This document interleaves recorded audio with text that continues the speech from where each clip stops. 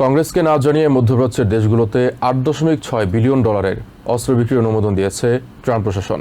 শনিবার এমন সংবাদ প্রকাশ করেছে নিউ ইয়র্ক টাইমস।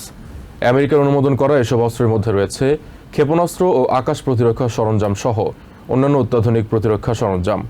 এদিকে সাবেক ডিফেন্স সেক্রেটারি মার্ক এসপার জানান, ইরানের বিরুদ্ধে এখনই বড় ধরনের সংঘাতে যেতে চান না প্রেসিডেন্ট ট্রাম্প। অন্যদিকে ডেমোক্রেটিক কংগ্রেসম্যান অ্যাডাম স্মিথ মনে করেন, যুদ্ধ শুরুর আগেই ইরানের সাথে আলোচনার সুযোগ কাজে লাগাতে ব্যর্থ হয়েছে ট্রাম্প প্রশাসন। ইরানের বিরুদ্ধে ইসরায়েল ও আমেরিকার সামরিক অভিযান শুরুর পর ইরানের ব্যাপক ড্রোন ও মিসাইল হামলার মুখে পড়ে এবার সামরিক সক্ষমতা বাড়ানোর সিদ্ধান্ত নিয়েছে মধ্যপ্রাচ্যের দেশগুলো। এক প্রতিবেদনে নিউ ইয়র্ক টাইমস জানিয়েছে, কংগ্রেসকে না জানিয়ে ইসরায়েল, কাতার, কুয়েত এবং ইউনাইটেড আরব এমিরেটসের কাছে $8.6 বিলিয়ন অস্ত্র বিক্রির অনুমোদন দিয়েছে ট্রাম্প প্রশাসন।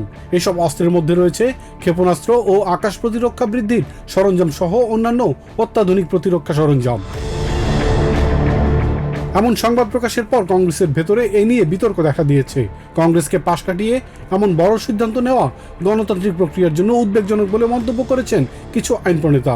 এই ধরনের পদক্ষেপ স্বল্প মেয়াদে নিরাপত্তা জোরদার করলেও দীর্ঘমেয়াদে অঞ্চলের উত্তেজনা আরও বাড়াতে পারে বলেও আশঙ্কা করছেন বিশ্লেষকরা। এদিকে ইরানের যুদ্ধবিরতি চুক্তি মনমতো না হওয়ায় নতুন পদক্ষেপ নেওয়ার ঘোষণা দিতে পারেন প্রেসিডেন্ট ডোনাল্ড ট্রাম্প। তবে এই ঘোষণায়ও সংঘাতের চেয়ে অর্থনৈতিক অবরোধ বাড়াতে পারে বলে মনে করেন সাবেক defence secretary Mark Esper. President Trump এখনই বড় ধরনের সংঘাতে যেতে চান না উল্লেখ করে তিনি বলেন, বরং অর্থনৈতিক নিষেধাজ্ঞার প্রভাব আরও দেখতে চান তিনি। রাশিয়া ও চায়নার কাছে হাইপারসনিক অস্ত্র রয়েছে, তাই এমন পরিস্থিতিতে হাইপারসনিক অস্ত্র পরীক্ষা করে দেখা উচিত বলেও মনে করেন এই সাবেক ডিফেন্স সেক্রেটারি। এদিকে ডেমোক্রেটিক কংগ্রেসম্যান অ্যাডাম স্মিথ মনে করেন, ইরানের সাথে যুদ্ধ শুরুর পর ট্রাম্পের প্রাথমিক লক্ষ্যের কোনো কিছুই অর্জন হয়নি। তেহরান কোনো বিষয়েই ছাড় দিচ্ছে না।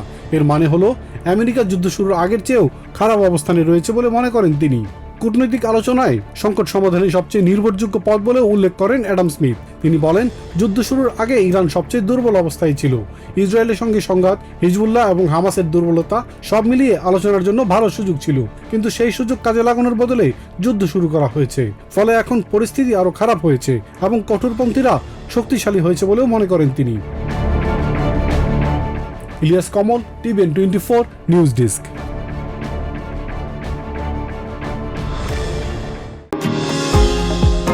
নিউ ইয়র্ক থেকে সম্প্রচারিত TVN 24 টেলিভিশন বিশ্বজুড়ে বাঙালির কণ্ঠস্বর।